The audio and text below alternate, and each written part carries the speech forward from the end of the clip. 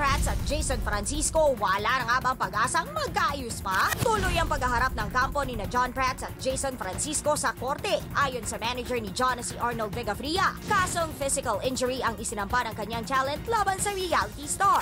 Matatandaang naganap ang engkwentro ng dalawa noong nakaraang buwan, kung saan sinapakumano ni Jason si John ng 3 beses sa mukha. Nagugat daw ang insidente matapos mapikon di umano si Jason sa mga birong patama laban sa ex-girlfriend niyang si Melay Cantiveros. Pero ang akusasyong ito agad ding pinasinungalingan ni John. Una nang humingi ng tawad si Jason kay John, pero ayon sa kampo ng aktor, kailangan umanong maturuan ng leksyon ang kanyang dating kaibigan. Sa mga panibagong anggulo sa banggaang John Prats laban kay Jason Francisco, tanong ng mas nakakarami, wala na nga bang pag-asang magkaayos ang dalawa? Ito na nga ba ang pagtatapos ng isang magandang pagkakaibigan? Ang latest, punto por punto.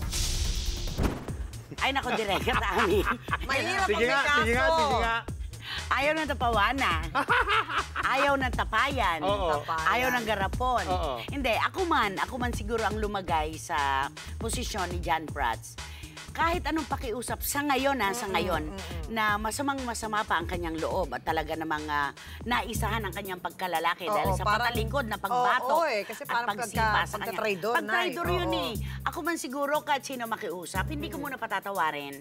Kasi, alam mo, yung sabi nga natin, ang lalaki, kaya lang naman na tumatalikod kapag jumijingle. Oo. Pero kapag nakikipaglaban ka, huwag kang maglalaban duet ang tawag sa amin noon. Palihim mong babatukan. O patalikod. Patalikod eh, katraidoran yun. Ako rin hindi ko patatawarin yan, di ba? Ikaw, ano masasabi mo dyan, Hindi, Amelia? ako kasi talagang, ang tinitignan ko lang dito, yung angulo na ang laking abala nung may kaso. Totoo. Kasi pupunta kayo doon, ang dami-dami mga Korte-korte ganito. pa. Alas 8:30. Alas 8:30 na umaga, ang dami niyong gagawin, mga proseso, kung ano-ano.